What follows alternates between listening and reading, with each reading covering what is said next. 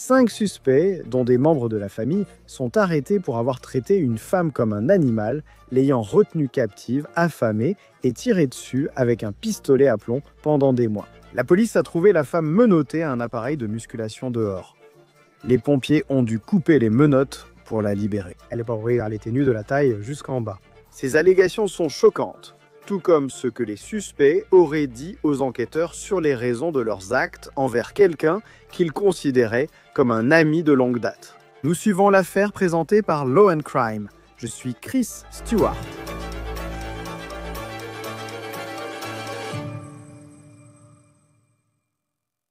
Waouh, il y a vraiment beaucoup à analyser dans cette affaire, venant d'Austin, au Texas. Par où commencer ?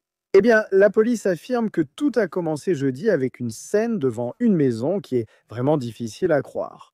Ils disent qu'il y avait une femme apparemment enchaînée à un support de sac de frappe, comme un équipement de sport, et qu'elle était nue de la taille jusqu'en bas. Voici maintenant une photo de la maison devant laquelle cette femme se trouvait prétendument, selon l'adresse qui nous a été communiquée par la police d'Austin. Il semble que ce soit une caravane. Elle est entourée d'une clôture. La police dit qu'ils sont intervenus pour venir en aide à cette femme. Elle montrait des signes de détresse. Elle avait des blessures visibles et ils disent qu'il semblait qu'elle avait été retenue pendant longtemps. Attendez de découvrir ce que dit l'affidavit d'arrestation. Avant cela, évoquons comment la police a contacté les suspects et qui ils sont. Voici leurs photos d'identité judiciaire. Ils sont 5. La police affirme que ses agents ont aidé la femme supposée enchaînée à l'appareil de musculation. Les personnes à l'intérieur de la maison ont commencé à sortir. Vous avez Michelle Garcia, 51 ans, qui serait la grand-mère de la famille. Elle a 2 filles qui étaient à l'intérieur de la maison, Crystal Garcia, 21 ans, et Mash Carney, 32 ans. Le mari de Carney est Juan Pablo Castro. Et puis, il y a un ami de la famille, identifié comme Ménard Lefavor. Tous font face à des accusations. Les détails de cette déclaration sous serment d'arrestation sont vraiment étranges. L'Austin American Statesman, principal journal d'Austin, a publié en premier les détails de cette déclaration sous serment. Plongeons-y. Cette déclaration sous serment indique que Michelle Garcia, la grand-mère, aurait déclaré à la police qu'elle avait commencé à menotter la victime à l'extérieur il y a des mois. Elle dit qu'elle l'a fait parce que la femme allait aux toilettes à la vue de leurs voisins à l'extérieur. La victime a expliqué qu'elle était attachée car elle ne pouvait pas partir. Donc, la fille de Garcia, Carney, aurait déclaré que la femme était attachée pour qu'elle ne vole pas après que les voisins se soient plaints. La mère affirme que c'est à cause des toilettes, tandis qu'une fille dit que la victime volait, ce qui déplaisait aux voisins. Et puis là, vous avez la victime qui dit qu'elle était attachée pour qu'elle ne puisse pas quitter la maison. Beaucoup d'histoires différentes arrivent alors que les enquêteurs essaient de comprendre ce qui se passe. Maintenant, la femme Carney, la fille de Michelle Garcia, a dit que la femme avait des problèmes de santé mentale, mais elle a aussi essayé de discuter. Il semble que la victime ait accepté d'être attachée de cette façon. Maintenant, voici avec qui Carney est démarié. Il s'appelle Juan Pablo Castro. Il fait également face à des accusations. Le voici sur Facebook. Vous pouvez voir que les tatouages autour de son cou correspondent à ceux de l'homme sur la photo d'identité judiciaire. Maintenant, ce que Castro a dit à la police est peut-être le détail le plus sordide de toute cette histoire jusqu'à présent. Il a dit qu'il avait acheté un pistolet à billes électrique, soi-disant pour pouvoir tirer sur cette victime féminine parce qu'il ne voulait pas la toucher. Il a déclaré avoir poursuivi la victime dans la cour en lui tirant des billes, selon la police. Les médecins ont trouvé une bille dans l'œil de la victime lors de l'examen. Castro a aussi déclaré « Je la déteste, putain !» à propos de la victime. Tout cela aurait été déclaré à la police après qu'ils aient trouvé cette femme attachée au support de sac de boxe, nue du bas à l'extérieur de la maison. Ensuite, les enquêteurs écrivent que cette famille, ces 5 personnes, auraient créé une routine pour cette femme. Selon l'affidavit d'arrestation, la femme était affamée et ne recevait qu'une assiette de nourriture par jour, le soir. Elle dormait dehors, menottée à ce support, les poignets attachés derrière le dos. Michelle Garcia, la grand-mère, aurait déclaré aux enquêteurs que la femme n'avait été nourrie qu'une fois, pensant qu'elle était potelée. Selon l'affidavit d'arrestation, la police indique que la victime semblait mal nourrie. La femme a dit à la police qu'elle avait eu des problèmes la nuit précédente et avait été menottée au support à ce moment-là. Il faisait plus de 40 degrés cette nuit-là à Austin. 3 enfants étaient dans la maison et sont désormais sous la garde de l'État. Un des enfants avait 4 ans. Sur les réseaux sociaux de Castro, il apparaît sur des photos avec apparemment 2 enfants. Les registres judiciaires indiquent que les 5 suspects sont accusés d'enlèvement aggravé au premier degré, agression aggravée avec une arme mortelle, en l'occurrence un pistolet à plomb, violence condamnée contre une personne âgée ou handicapée et séquestration illégale. Tous les suspects ont une caution de 300 000 $. Encore une fois, tant de questions, c'est étrange et incroyablement tragique. On ignore ce qui s'est passé dans la maison. De nombreux détails restent inconnus sur la façon dont cela a pu arriver. Nous ne connaissons pas l'âge de la victime dans cette affaire, ni rien d'autre à son sujet, à part le fait qu'elle aurait été victime de maltraitance. La police garde leur identité confidentielle. Voici Tom Smith, ex-détective du New York Police Department et co-animateur du podcast Gold Shields pour en discuter. Heureux de vous recevoir sur Law and Crime. Vous savez, je ne jure pas dans cette émission, mais quand j'ai lu cette histoire, je me suis dit « Mais c'est quoi ce truc ?» Je ne sais même pas par où commencer. Qu'est-ce qui t'a marqué, toi, rien qu'en lisant ça? Parce que, pour être honnête, j'ai lu cet article plusieurs fois tellement ça me paraissait bizarre. Et c'est comme si ça ne l'était pas. Ça ne peut pas être réel, mais d'après la police, ça l'est. Oui, je veux dire, c'est la première chose. Tu as tout à fait raison, Chris. Je l'ai lu 2 ou 3 fois pour être sûr que ce n'était pas un scénario de film. C'était juste aussi bizarre que ça. Mais pour répondre à ta question sur ce qui m'a frappé en premier, c'est à quel point c'était facilement expliqué par les auteurs. C'était simplement ainsi, rien n'était caché. Ils ne l'ont pas dissimulé. Une fois qu'ils ont été attrapés, ils ont simplement abandonné. Ce qu'ils ont fait, comment ils l'ont fait, pourquoi ils l'ont fait. Et c'est l'une des affaires les plus bizarres et les plus horrifiantes que nous ayons traitées, tu sais, ensemble dans ton émission. Je n'avais rien lu d'aussi étrange depuis longtemps. Parce que, tu sais, il y a aussi cet aspect-là. Et clairement, tu veux que les suspects dans ces affaires avouent ce qu'ils ont fait pour, tu sais, t'assurer que la victime obtienne justice. Mais c'est comme expliquer le pistolet à plomb. On aurait dit qu'il mettait tout à plat. Mais il y a aussi quelques différences concernant la raison pour laquelle cette personne aurait été retenue contre sa volonté. Je sais, la grand-mère a dit que c'était parce qu'elle allait, je suppose, aux toilettes, à la vue des voisins. Et puis une autre personne a dit « Oh, c'était parce qu'elle volait et que les voisins n'aimaient pas ça ». Comment faites-vous à 5 personnes pour tomber sur cette scène? Comment recueillez-vous des informations auprès de ces suspects lors de la constitution du dossier? Oui, quand vous avez plusieurs personnes que vous inculpez dans une affaire, vous les traitez simplement chacune séparément. Et vous allez avoir des versions différentes de ce qui s'est passé. C'est comme arriver sur une scène et demander à différents témoins d'expliquer une même scène. Vous entendrez de nombreuses versions sur qui a fait quoi et ce qui s'est passé là-bas. Mais c'est tout ce que vous faites. On ne peut rien inventer, il faut reprendre leurs déclarations telles quelles. Et ce que vous allez faire en exposant les 5 déclarations, c'est simplement trouver les points communs dans ce qu'ils ont fait. Vous savez, chacun d'eux sera inculpé au fur et à mesure. Mais l'important, c'est d'aligner les points communs de toutes les déclarations pour être sûr que vous avez bien compris. Et dans ce cas, c'est le cas. Mais ça ne m'étonne pas que vous ayez certains témoignages de certaines personnes qui vont différer. C'est la nature humaine, la manière dont quelqu'un perçoit quelque chose. Donc, c'est assez courant. Et vous savez, il y a juste une partie de cela. Je vais simplement la lire. Elle avait été, vous savez. Elle a été menottée pendant des mois à l'intérieur et à l'extérieur de la maison. Elle a été à plusieurs reprises touchée par des tirs de ce pistolet à plomb. Le texte poursuit en disant qu'elle était amie, la victime, avec l'une des femmes de la maison. Et puis elle dit quelque chose comme « À un moment donné, ils ne l'aimaient plus, alors ils ont commencé à l'enchaîner ». Avec autant de couches, à quel point cela complique-t-il la tâche des forces de l'ordre? Ou vous essayez de comprendre les choses, et je sais que vous rassemblez des informations, et que chaque cas est différent. Mais même en lisant simplement l'affidavit d'arrestation, c'est vraiment difficile à suivre. Et peut-être qu'en partie, c'est parce que c'est tout simplement choquant. Mais alors, comment faites-vous réellement pour reconstituer le récit précisément, pour savoir, voici ce qui s'est passé? Même avec 5 personnes, voire 6 avec la victime, chacune raconte une histoire différente. Absolument. Vous savez ce que vous faites. C'est l'un des rares aspects positifs de cette affaire. Eh bien, vous savez, elle va bien et elle a été sauvée, mais vous avez les auteurs, donc il n'y a pas d'urgence à faire quoi que ce soit.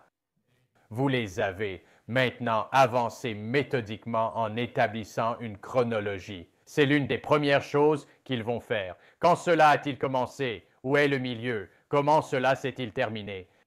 Et vous allez combler les vides lorsque vous arriverez à la chronologie de certains événements. Et cela va être alimenté par les déclarations de ces personnes. Mais je pense que la plus importante sera la victime, parce qu'elle va exposer les délais et ce que chaque personne a fait. Souvenez-vous, ils tenteront de rejeter la faute sur les autres, de discuter de qui a fait pire ou a commencé. Et c'est un point commun entre plusieurs auteurs quand vous en avez, mais les déclarations des victimes vont vraiment être révélatrices dans cette affaire pour savoir qui a fait quoi précisément dans ce crime horrible. Selon la police, elle était mal nourrie, en détresse et portait des blessures de plomb. Ils ont dû couper les menottes parce qu'il y a ces preuves aussi matérielles qui seront importantes. Qu'est-ce qui vous marque le plus dans cette partie des preuves matérielles, Alex et Yann? Parce que quand on construit un dossier, il y aura la victime qui dira une chose, et puis, vous savez, le suspect qui dira autre chose. Quel sera le rôle des preuves matérielles dans la poursuite de ces suspects? Oh, tu baves, toi. Avoir l'acide désoxyribonucléique, tu sais, comme dans chaque affaire maintenant, c'est toujours important. Ensuite, il y a celui qui va acheter le pistolet à plomb en magasin, tu vois. Donc, ça va jouer un grand rôle dans son mobile et ce qu'il voulait faire. Quand il s'est agi de ça, quand il s'est agi de cette victime. Donc, tout ça va jouer un rôle là-dedans. Des achats ont-ils été faits et par qui? Comprenez-vous? Donc, ce sont des éléments de preuve que les enquêteurs vont recueillir méthodiquement. Comme je l'ai dit auparavant, tout est devant eux maintenant. Donc, ils vont simplement examiner leurs comptes bancaires, les vidéos de surveillance dans les magasins, vous savez, les réseaux sociaux, tout ça. Les communications entre les 5 individus vont être très importantes à ce sujet. Certains de ces cas de captivité, et il y en a quelques-uns que nous avons traités, où quelqu'un est prétendument retenu contre sa volonté pendant, dans certains cas, des années. Il y en a qui sont récemment apparus en Caroline du Sud, où se trouve un certain gars, mais il semble que c'est compliqué parce que vous pouvez avoir, dans ce cas, au moins un suspect affirme que cette personne, croyez-le ou non. Ils ont dit qu'ils voulaient en cela, qu'ils étaient d'accord pour être mis en avant de cette façon.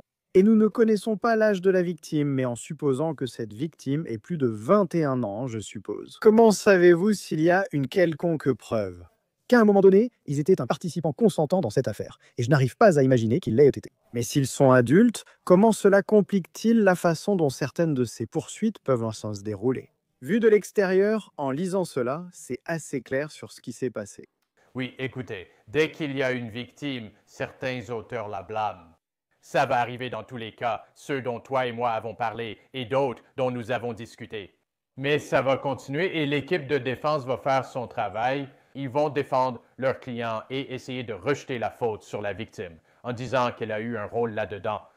Et encore une fois, les communications sur les réseaux sociaux, ces 5 personnes ont communiqué entre elles d'une façon ou d'une autre sur ce qui se passait. Quelqu'un a envoyé un texto, un email, une photo, peu importe ce que c'était. Donc tout cela va être rassemblé pour vraiment mettre l'accent sur les auteurs dans cette affaire et non sur la victime.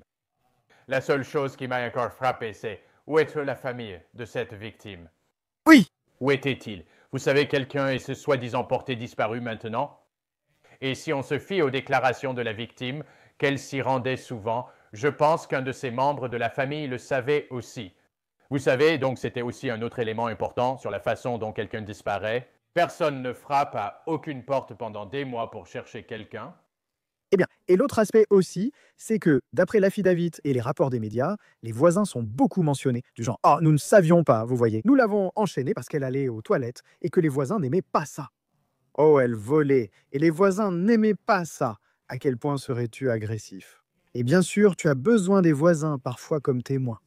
Je pense que si quelqu'un semble avoir un handicap mental, comme l'a dit une personne, ils vont aux toilettes dans la cour, ce qui donne cette impression. Où étaient les voisins pour signaler cela? Ça ne colle pas. Je veux dire, dans chaque famille est différente. Tu sais, tout le monde a des dynamiques familiales différentes. On dirait simplement, d'après ce qui est décrit, que tout cela se passait au grand jour et que personne n'en a parlé pendant des mois. Ouais, tu sais, au début, tu prends ça pour argent comptant. Tu sais, est-ce que les actions de la victime dérangent les voisins? Ça pourrait simplement être, tu sais, une excuse inventée par les auteurs pour justifier ce qu'ils ont fait. Donc, tu sais, tu vas évidemment m'interroger, ainsi que tout le quartier. Tout le monde va recevoir un coup à la porte à ce sujet. Ce qu'ils ont entendu, ce qu'ils ont vu, tu sais, est-ce qu'ils connaissent ces personnes? Puis, tu connais les interactions qu'ils ont eues? Il ne s'agirait pas seulement des voisins de chaque côté de cette maison, je parlerai à tout le monde dans ce quartier. As-tu déjà traité une affaire d'enlèvement similaire? Ce genre de choses arrive, parfois des gens sont accusés de séquestration. Récemment, nous avons parlé de Kimberly Sullivan dans le Connecticut, qui nie les faits, mais elle est accusée d'avoir retenu son beau-fils captif pendant 20 ans. Et cette affaire est en cours. Mais je veux dire, à quel point ces cas où de telles allégations apparaissent-ils sont-ils courants? Oui, celles sur lesquelles j'ai travaillé étaient presque toutes liées à la drogue. Vous savez, retenir un membre de la famille en otage parce que quelqu'un doit de l'argent à quelqu'un d'autre. C'était une grande partie, vous savez, en ville quand je travaillais dans la brigade ou même dans les stupéfiants que nous rencontrions. Et ceux-là sont différents, tu les gères différemment, tu sais qui sont les méchants. Et il s'agit juste de les localiser. Mais ceux-là, tu sais, ce sont tout simplement des actes de pure méchanceté de la part de 5 personnes qui miraculeusement ont le même état d'esprit pour blesser quelqu'un. Tu sais, il n'y en a pas un seul qui s'est levé pour dire « Wow, ce n'est peut-être pas une bonne idée ». Tout le monde, tu sais, ils avaient tous le même état d'esprit à ce sujet. Et puis, ils faisaient ça devant les enfants qui étaient aussi dans la maison. Et les enfants racontent ce qu'ils ont vu. Vous savez, en particulier avec le pistolet à plomb, vous savez, et quand la victime a été touchée par le pistolet à plomb, c'est une affaire absolument répugnante. Je suis content qu'ils les aient tous attrapés. Et chapeau aux agents intervenants qui sont arrivés assez vite pour s'assurer qu'ils ont récupéré la victime et que toutes les personnes étaient encore sur place. La victime dans cette affaire a des problèmes de santé mentale, selon l'un des suspects. Et d'après ce que nous avons lu dans l'affidavit d'arrestation, l'enfant de 4 ans qui se trouvait dans la maison, selon l'affidavit également, a fait une déclaration. Je veux dire, évidemment, les suspects aussi ont fait des déclarations. Concernant la manière dont vous tentez de comprendre ce qui s'est passé, au fil de l'affaire, une victime apparaît, mais son éventuel handicap mental, inconnu, complique la poursuite judiciaire. Cela pose-t-il problème pour constituer un dossier? J'imagine un avocat de la défense. Et ils sont payés pour faire leur travail et défendre leurs clients du mieux qu'ils peuvent.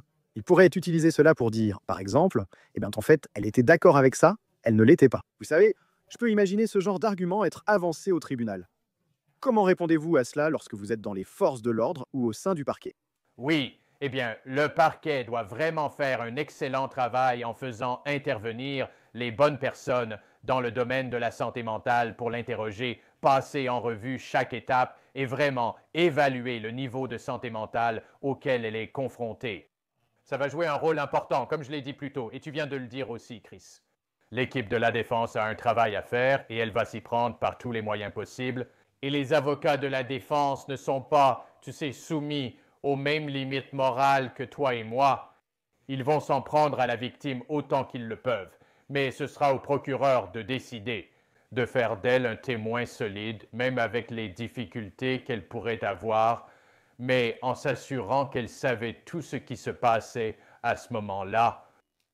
Parce que je pense aussi, tu sais, je veux dire, nous avons ces déclarations apparemment que chacun des suspects, ou la majorité d'entre eux, a faites expliquant ce qui s'est passé à l'intérieur de cette maison. Avec un avocat, quel accès auriez-vous à ces suspects en tant que détective? Encore, enfin, sister, si vous avez d'autres questions en cherchant à comprendre, Eh bien non, une fois qu'ils prennent un avocat, vous devez passer par les avocats. Donc les détectives, parce qu'ils sont incarcérés.